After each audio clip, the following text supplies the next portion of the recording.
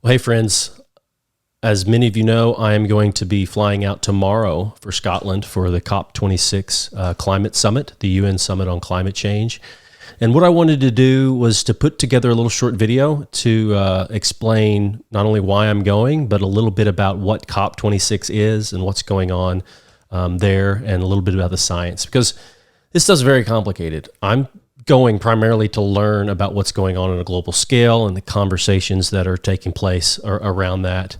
And it's exciting to get involved with that event. And so I thought a video may help catch y'all up a little bit on who I am, where I come from, and a little bit about the science, the history of the science, and what COP26 is all about. So a little bit about me. Most of y'all that are watching this video probably know me well already. But for the rest of you, I'm born and raised here in Poplar Bluff, Missouri, down the southeast corner of Missouri, down the corner of the Boot Hill. I'm fifth generation in agriculture. My family's been in agriculture on both sides as far back as we can really trace. And that's how I was raised, working on the farm here south of Poplar Bluff, and went off to college in Joplin, and then came back and spent the next 10 years working with my uncles and my grandfather and the rest of our family there on our rice and soybean operation. Doing that. So, and during that time, I also got involved in a number of conservation projects, started working in habitat restoration and sustainable agriculture and a number of different areas, even as far as starting a irrigation company to sell center pivots for more efficient water use. And for me at that point, it was really localized, right? So growing up as a hunter, there we have some of the best duck hunting in the nation. And being a part of that world for so long, my interest in conservation and habitat and stewardship was really localized in that way.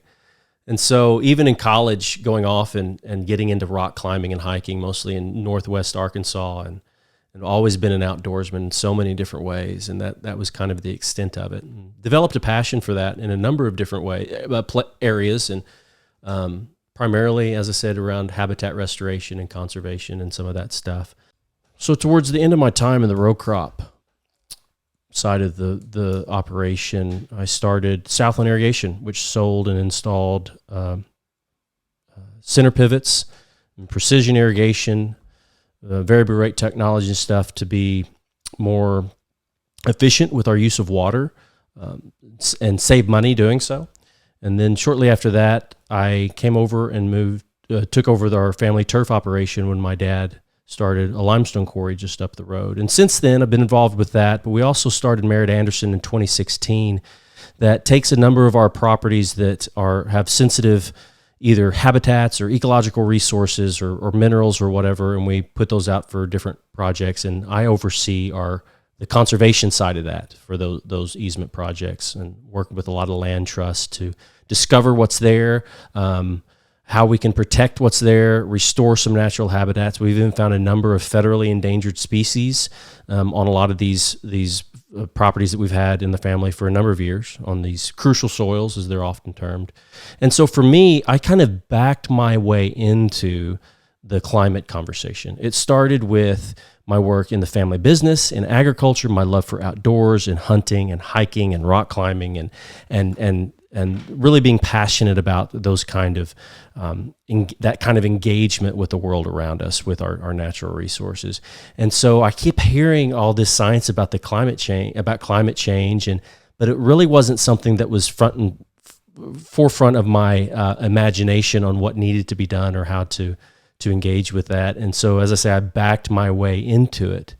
For me, the conversation in climate change is entirely consistent with who I was raised to be, where I come from, the passions that I have, the agriculture or hunting or whatever else. It's not something that precludes me from being involved in the conversation on climate. It really kind of got real for me later on through my faith, when I doing my graduate studies through Fuller, and then before that undergraduate at Ozark Christian College, which is kind of more of my wheelhouse, my specialty, so to say. I don't have any kind of advanced degrees in agriculture or environmental stewardship or conservation or anything like that. I have a undergraduate degree in Christian ministry and psych and counseling, and then an MA in theology from Fuller Seminary, and MA in theology and Anglican studies from Fuller Seminary. So for me, when I really started diving into Genesis and looking at even the Apocalypse and Revelation and the Gospels and the epistles and Israel and the Old Testament and the way they understood the world around them and their environment, that's when it started weaving together something that was a bit different than what I had understood our role in creation and our commission that God has given us. So that's something maybe I can extrapolate and explain more in a later video sometime if that's what y'all are interested in, but that's something I could definitely teach more on than the science. So as I say, I'm going to COP mostly to learn, to hear from the rest of the world and what they're doing and what they're seeing, and to bring that back and hope to interpret a lot of that to the rest of y'all that are around and may be interested. So yeah, as I say, my interest in growing up was primarily around hunting and outdoor activities. And so even so far as like Ducks Unlimited, who we've done conservation projects with in the past, right here in Poplar Bluff, as many of y'all are aware, they even go as far as to say at time, let's see, let me get this slide pulled up, that after examining the available science on the issue, DU's conservation staff has determined that climate change poses a significant threat to North America's waterfowl that could undermine achievements gained through more than 70 years of conservation work. As a result, DU's science staff is studying and planning for potential impacts of climate change to ensure wetland and waterfowl management objectives are achieved, and policy efforts that reduce the threat of climate change and enhance the resiliency. Oh, see, there you go. I'm cheap and unregistered here. If you're watching this, seeing the slides. Let's see, where were we? Enhance the resiliency and sustainability of wildlife and their habitats are implemented. Using scientifically proven methods to sequester atmospheric carbon, DU and partners have developed programs that conserve vital waterfowl habitat and reduce atmospheric carbon, benefiting waterfowl hunters, private landowners, and the nations. And so if you're a hunter here in Southeast Missouri, you've noticed that it seems like the last 5 years at least, duck hunting's changed. It's not quite what it used to be. Now, I'm not saying that's necessarily because of climate change. It looks to me like the migration pattern has shifted a little bit to the west. But we're seeing that even some of the organizations that we value here, that are doing a lot for the what we love, are showing that they're concerned. So what I wanted to do, I just came across that the other day. I thought I'd share that in talking about who I am and where I came from. Really what I want to do is share a little bit about the history of the science behind climate change and what COP26 is all about. So what I want to start with is someone named Eunice Foote. In 1856, Eunice Foote, who was an amateur scientist, took a number of different glass vials, put air in one, damp air in another, CO2, pure carbon dioxide in the other, and sat them out in the sun and observed what happened over time as they were both sitting in the same place in the same sun, but with different gases in these tubes. And what she found was that the receiver containing the gas became itself much heated, as she says, very sensibly more than the other. And on being removed, it was many times as long in cooling. So what she found was that the vial with CO2 quickly became much hotter than the one with just the regular air in it and the one that was just pure oxygen. And when she removed those from the sun and put them in the shade, the one with CO2 actually held that heat much longer than all the others that she studied. And so she concluded an atmosphere of that gas would give our Earth an extremely high temperature. And so that was the kind of one of the first studies that really was only discovered later, but that where we saw that an increased amount of CO2 naturally results in a warming of the atmosphere. Well, 3 years later, in 1859, Edwin Drake struck oil in Pennsylvania. That kind of marked the beginning of the oil industry in the United States and grew from there. 100 years later, in 1959, to mark that 100th anniversary of his finding that, the oil industry gathered together for a conference and invited one of the inventors of the atomic bomb, one of the guys that was on the Manhattan Project, to speak about the future of energy use. And remember, this is 1959, and he says this: "I would like to mention another reason we probably have to look for additional fuel supplies. Whenever you burn conventional fuel, you create carbon dioxide. The carbon dioxide is invisible. It's transparent. You can't smell it. It's not dangerous to health, so why should we worry about it? Carbon dioxide has a strange property. It transmits visible light, but it absorbs the infrared radiation which is emitted from the earth. Its presence in the atmosphere causes a greenhouse effect." It's one of the first times we really hear about that, at least on the world, very publicly. "It has been calculated that a temperature rise corresponding to a 10% increase in carbon dioxide will be sufficient to melt the ice cap and submerge New York. All coastal cities would be covered, and since a considerable percentage of the human race lives in coastal regions, I think that this chemical contamination is more serious than most people tend to believe."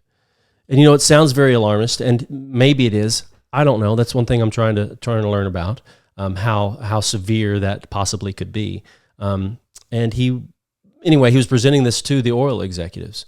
But what we're seeing is that, obviously, even as early as 1959, that we're realizing that this increased amount of CO2 in the atmosphere as a result of burning different fossil fuels, that over millions of years, the sun and the earth has kind of pulled those from the atmosphere and buried them deep in our earth, which has created the environment for life here as we know it.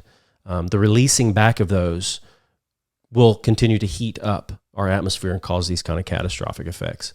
And so one of the realizations for me is not maybe necessarily that all of a sudden we're going to wake up next week and the ocean's going to be lapping at our doorstep and everything's going to be gone. It's going to be 1,000 degrees outside and we can't survive.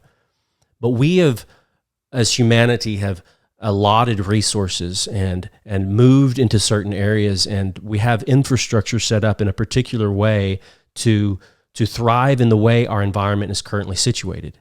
At the rate we're going, what we're seeing is that will be disrupted in an incredible amount and will cause all kinds of chaos in a number of other areas, even if it's slowly going. And as a Christian, we know that we care for the least of those who are most vulnerable to whatever threat it may be. So real quick overview of what COP is from a high-level point of view. And if you've already read this was a blog post I put out here a few weeks ago, kind of explaining once I announced that I was going. So I'll just read some of this. So I've been accepted under the Christian Climate Observers Program, which puts a lot of people together, brings them out there and trains them up, shows them what's going on. And so their purpose is to train, including with a Christian perspective, a new generation of observers for the Paris process so that the church may make the most effective contribution possible to all subsequent COPs. So I'm sharing in the credentials of an NGO observer organization officially recognized by the UN Framework Convention for Climate Action, the UNFCCC, which you'll see a lot about. So it means I'm attending the COP, the Convention of the Parties, and granted access to all the grounds. And so the parties, so to say, are the national governments who are participating in the Paris Agreement and who thus send negotiators to the COPs. And the Paris process, I'll explain a little bit more about that later, but it's just a term which refers to all the work that the nations do during or outside the COPs and to advance the goals of the Paris Agreement. So only governments are parties to the Paris Agreement, but the UNFCCC recognizes that a lot of other people have stake in that as well. So they call us non-party stakeholders. An observer, which is the term of what I'm going under, who I am at the conference. It's an official term with a long history with the UN. Nonprofit organizations like this Christian one are given observer status and are allowed to participate on a limited basis in the work of the UNFCCC. So at the COP, we'll be engaging in developing position papers and making submissions, holding bilaterals and talking with government delegates, advocacy through press conference and side events and exhibits, making statements and preparing for dialogues and briefings, and most importantly, translating what's going on back to you all at home. And so let's see, an observer, as I just talked about, the COP parties. So in this sense, all the nations of the world are going to be represented and be participating in this joint climate action. And so Lowell Bliss, one of the organizers of CCOP, who will be there while I am kind of one of our leaders there, one of the group organizers, he talks about it a little bit more in his book, People, Trees, and Poverty. He says this, he says, it is all the nations, including North Korea and Russia, including Qatar and Bolivia, who were holdouts at previous COPs, including war-torn Syria, who became the last nation to sign the current climate agreement, including the low-lying island nations like Tuvalu and the Maldives, who may be overwhelmed by sea level rise and no longer exist when future COPs convene. Lowell goes on and reflects that through this conference and his presence there, he is in the most literal sense encountering the Panta te Ethne, all the nations of the Great Commission of Matthew 28:19. And so likewise, my presence at this conference is an intersection of where care for the environment connects with God's mission among the nations, of calling all peoples to the abundant life in the kingdom of God. And by listening to them and their concerns for their community, by caring for their temporal needs as God initiates his redemption of the entirety of creation. Or as Lowell paraphrases the commission in Acts 1:8, in the power of the Holy Spirit, you will be the witnesses of my compassion and glory wherever the nations gather. So as you hear, this is a heavy task, especially considering all the politicized reactions towards climate change and the Paris Agreement that we hear so much of, especially here locally. So I'll just say it here. I'd ask for you to continue to pray for me as we go, as I go to this conference and not only represent the United States and the Diocese of Missouri there and in Glasgow, but also communicate back to you all what's going on. And so with that, let's dive into a little bit about the science, the history of the science, and where the COP came from and kind of where it's going. So also from that, after 1959, when we heard from Edward Teller was the scientist's name that presented that to the oil industry. In 1965, scientists became confident enough about the threat of global warming that they actually presented U.S. President Lyndon Johnson with some of the information, and they said this, within a few short centuries, we're returning to the air a significant part of the carbon that was extracted by plants and buried in the sediment during 500 million years.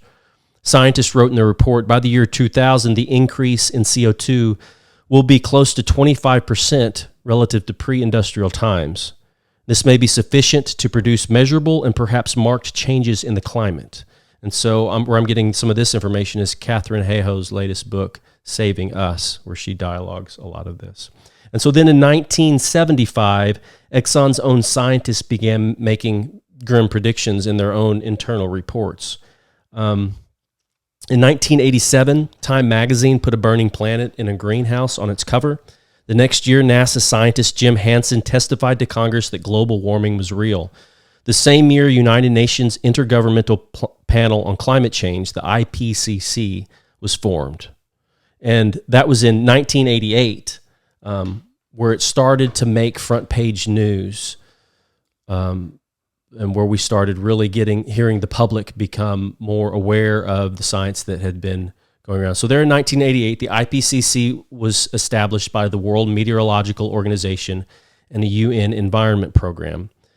In 1990, they released their first of their now 6 exhaustive and ever-expanding assessment reports. The reports document everything scientists knew about climate change, how it's changing, and how it will impact our world. So as I say, this is when it first started making front-page news. And in 92, the United Nations Framework on Convention on Climate Change is launched at Rio. It enters into force in 94, and parties begin meeting annually at the Conference of the Parties, COP, which is where that comes from, which is what I'll be attending in Glasgow here in a couple weeks. One notable thing, in 92, during that convention, President George W. Bush was one of the chief people championing what was going on there at Rio, and he said this. He said, "Let me be clear on one fundamental point. The United States fully intends to be the world's preeminent leader in protecting the world's global environment. We believe that environment and development, the two subjects of this conference, go hand in hand. A growing economy creates the resources necessary for environmental protection, and environmental protection makes growth sustainable. that was at a press conference there in Rio in 92. And so what that shows to me, and what I'm realizing more and more, is that this isn't a partisan issue. I didn't come into climate change because of the politics around it, or because a politician was passionate about it, or one party happens to talk a lot about it. I came into it from my background in environmental work, in agriculture, in hunting, and then through my faith and seeing how God has called us to care for this creation, the first Great Commission, if you will. And so even hearing that from George H.W. Bush, that this didn't start off as a partisan issue, unlike what we're seeing so much now. And even then, the partisan politics that we're hearing so much isn't necessarily on the science, or that there is something taking place. I think anybody that has any credibility is seeing that the climate change that we're seeing is a result of our actions in releasing all these trapped gases and stuff into the atmosphere. But the problem really comes into, what are we going to do about it? How are we going to change? Are we shutting it all off tomorrow? Where does the moral choice lie? And that's one thing that the COPs also are talking a lot about. And how do we address this? And how do we transition not only the wealthy nations who are leading the way and should be leading the way and have the resources to lead the way, but those nations that are developing and can't exactly get to where we are as quickly as we are, that they have a lot of other developments to do. So how can we support them to leapfrog some of the innovation that we've had a lot of time and wealth to make? So again, Bush's comments in 92, I feel like are really revelatory about how this is something that crosses the aisle, whether we see that in our current political climate or not. And so in 97, the Kyoto Protocol is adopted at COP3, which is the world's first greenhouse gas emissions reduction treaty, which enters into force in 2005. And so Kyoto is interesting. It kind of attempted to penalize a lot of countries for CO2 emissions. It never really, it wasn't very popular. I think this is really, at least what I'm hearing and seeing now, is where it started to get very partisan. And the U.S. particularly feeling like they are the bad guy of the world for having this wealth and proceeding how we have there at Kyoto. I could be wrong about that, but that's what I'm picking up so far. So 97, the Kyoto Protocol, it went into effect in 2005 and was set to sunset in 2012.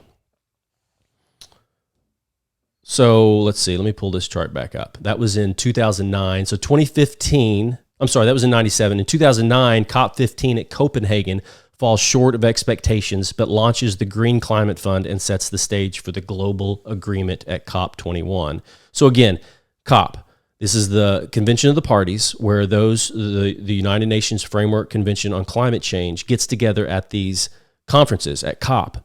And they set these standards that they're all come to the table and agree on what they're going to do moving forward to start addressing the climate crisis with the best science that they have of the day. And so Kyoto was an attempt to rein in those greenhouse gases, really didn't amount to much. The next one in 2009, where they came to look at it again, failed spectacularly. But the one high point of that was the Green Climate Fund that starts up, where we contribute to this to help transition, and we can get into some more of those specifics on the finances later. 2015 is the high point in all this, in the Paris Agreement, which was agreed to at COP21, marking the first time that all the nations of the world agreed on a common way forward towards addressing climate change. So if you've been around the news on this at all, you know that the Paris Agreement is a hot button issue and has been for a number of years, especially after Trump pulled us out of it during his term in office, and Biden immediately put us back in on his first day. So the Paris Agreement is something that has a lot of, it seems to have a lot of mystery around it, but it's really not that mysterious, and it's really not that complicated. The whole document itself is 27 pages long. It's easily gone through and read, and it's something that all the nations of the world miraculously came together, crafted, and agreed upon in 2015. So as you can see here, here's some of the major components of the Paris Agreement, the key points. They agreed, first off, that global emissions, we couldn't afford to warm the Earth more than 2 degrees Celsius, which is 3.6 degrees Fahrenheit. And really, there were a lot of more developed nations that pushed it to the 2 degrees. But what we're seeing now, especially since Paris, is that 1.5 degrees Celsius or 2.7 degrees Fahrenheit is really the limit that we can afford to warm the global climate without experiencing some pretty catastrophic effects. Secondly, it mobilized finance. So rich countries, the more developed countries, agreed to and committed to providing $100 billion from 2020 as a floor. And so they were supposed to be contributing that yearly into the fund, which is there to help for mitigation, adaptation for underdeveloped countries to help them come along, and a number of other things that we can get into later as well. You can see here on the slide all the big components. Differentiation: developed countries must continue to take the lead in the reduction of greenhouse gas emissions objectives, burden sharing, review mechanism, and then the effects of climate change. So really what the Paris Agreement was, that Kyoto wasn't, and I heard somebody put it this way, that Kyoto kind of had more of a stick where Paris is more of a carrot. They all came into to agree on how they would move forward. And so one of the big things about the Paris Agreement are the NDCs, which you'll hear a lot about, especially this year at COP. These are the nationally determined commitments. So one big misunderstanding that I hear a lot about the Paris Agreement here in the States is that it was some kind of top-down legislation, some foreign body forced upon the United States that we didn't agree to, that is going to penalize and punitively hurt us moving forward. And that's not what it was at all. This was something that they all agreed to, and it was something that had no teeth. It had no legislative teeth to enforce it. It encouraged competition among nations to challenge each other to see who can set the most stringent and lofty nationally determined commitments about what their goals were going to be. They didn't dictate that to anybody, but each country brings their own to the table. And so the Paris Agreement was really just the first step on setting kind of those base ground rules about how we're going to do that.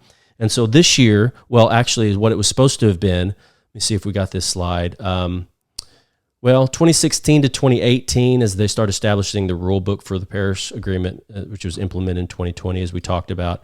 And then 2020, last year, was supposed to be the year that all the countries of the agreement, which was nearly all the countries in the world, brought their NDCs, nationally determined commitments, and presented them. Well, as you know, something else crazy happened in 2020, and they canceled the conference. So while a number of countries still went ahead and released their NDCs, this year at COP26 in Glasgow is going to be the first time that they get to really release it with a lot of fanfare. And we're seeing a lot of countries update their NDCs since then.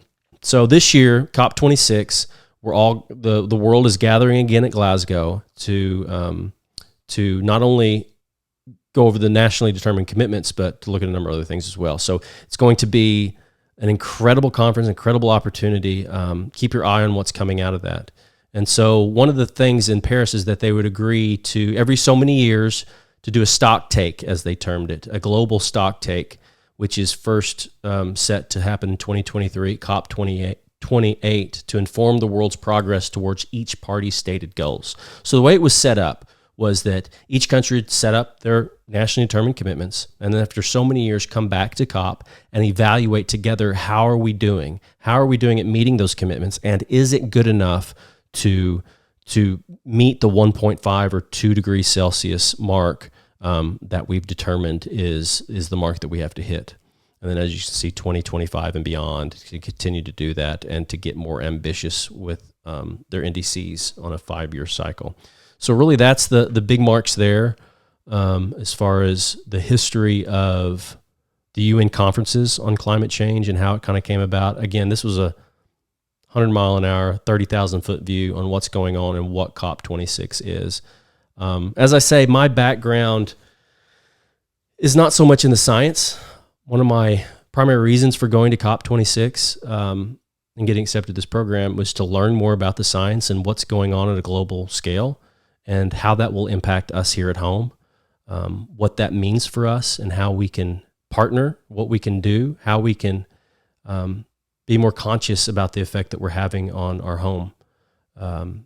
So yeah, keep follow my Facebook page or my blog, cparkerwilliams.com, for the updates from COP, if you would like to keep up with that.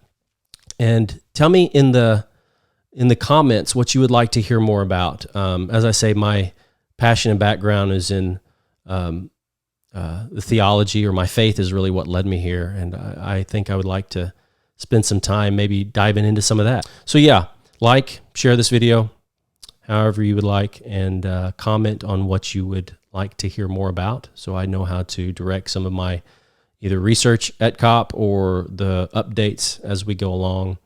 Or if you have any questions or criticisms or pushback, I would love to hear that as well. I'd love to know where you're at. So anyway, with that, I look forward to connecting with you later and through the chat, and keep up with the updates from COP. Peace.